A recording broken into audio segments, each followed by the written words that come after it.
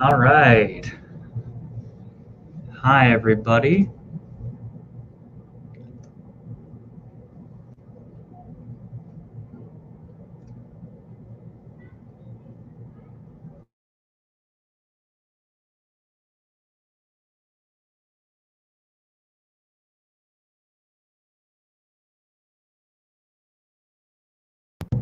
Okay, there we go.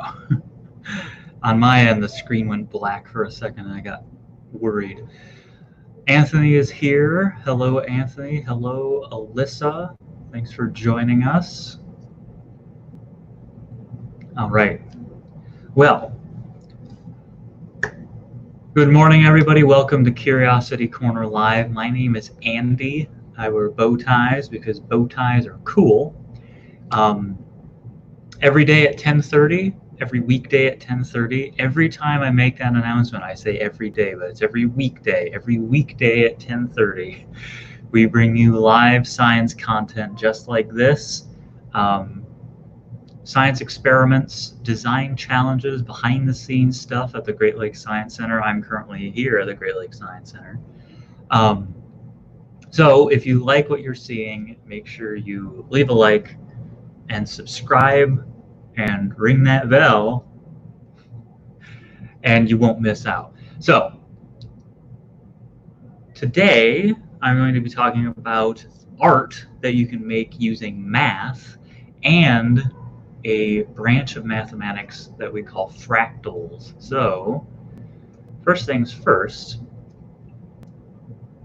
the question is, how can you make art with math? Well, art is sort of subjective, meaning you don't really, every person has their own taste. Everyone looks at art a different way. So some say that art is the skill of the artist. Some say art is aesthetics, which is like how it looks and things like that. So for instance, this is something from our exhibit upstairs, the harmonograph. If you've ever been to the Great Lakes Science Center, you may be familiar with the harmonograph. And what the harmonograph does is it has a pen and you move a table and it traces a line over and over and over. And each line is slightly smaller than the one before it, slightly closer to the center than the ones before it. And that was drawn because of the mathematics of the physics of how the harmonograph was moving. And one could argue that this is art. It has a smooth snail shell-like shape. It's an interesting shape to look at. But somebody could also argue that this is just a scribble that happens to look nice. So art is different depending on who says what. But it is nice to look at. It looks pretty cool to me. So, and it's a pattern. And a lot of things that look good have patterns. So, that's one kind of art that uses math. I have another kind of art that uses math, and I will bring this up. It's a fractal. Let's see here. So fractals are special kinds of, here it is. There we go.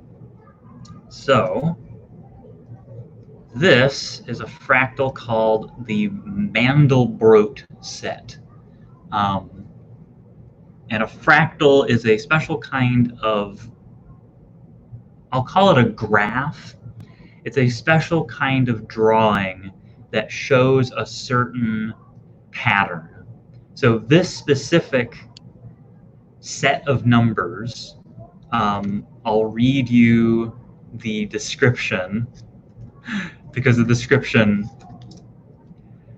the Mandelbrot set is the set of complex numbers for which the function does not diverge when iterated from, i.e. for which the sequence, etc. remains bounded in an absolute value. Okay, well, It's a graph of special numbers. All the stuff that's black is numbers, points on the graph that fit that set of numbers, that special set of numbers. And what's really cool is because they are a special set of numbers, I can zoom in on the Mandelbrot set, and it'll zoom in, but not only will it zoom in, it'll start to duplicate itself. So it had that kind of bubble shape, and that bubble shape is coming back the further I move in. And it starts to look a little bit different. It starts to look like a tree or a system of roots or something like that. The closer I zoom in, the more it changes, but the more it stays the same. There's still that special sort of bubble shape that the Mandelbrot set had at the very beginning. Here it is here. See? There it is again. It's that bubble shape.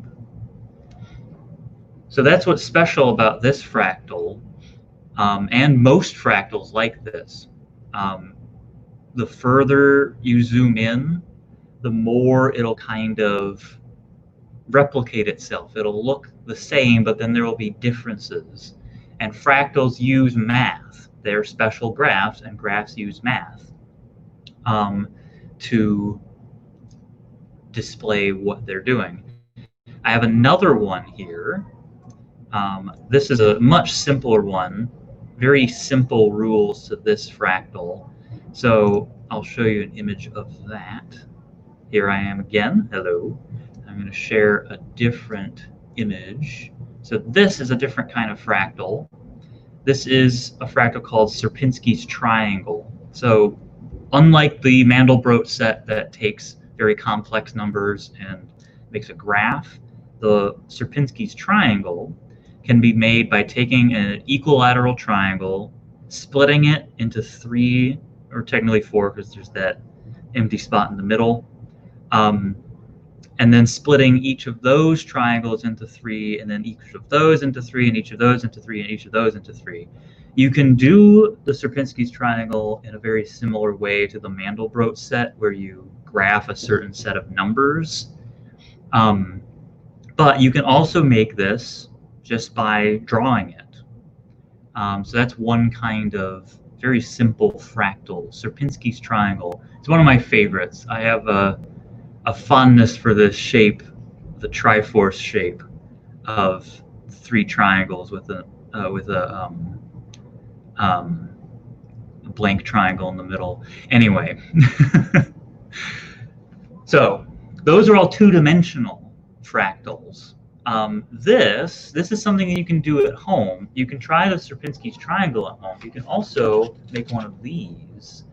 This is called a flextangle or a kaleidocycle, and it kind of looks like a 3-dimensional fractal. You can make 3-dimensional fractals. A fractal is a graph of special numbers, and you could make a 3-dimensional fractal.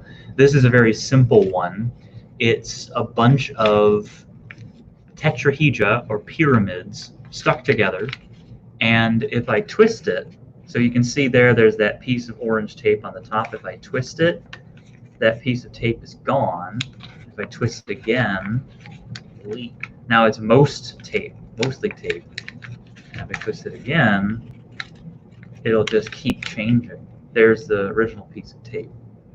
And it's really easy to find templates for these. If you search for flextangle template on the internet, you'll find things that look like this.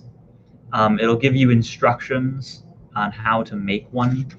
It takes a little bit of trickery, a little bit of effort, and so you might need an adult's help. It was really tricky for me to make the one there because you have to take these dashed lines, the vertical ones. So those vertical lines have to be folded in, like so.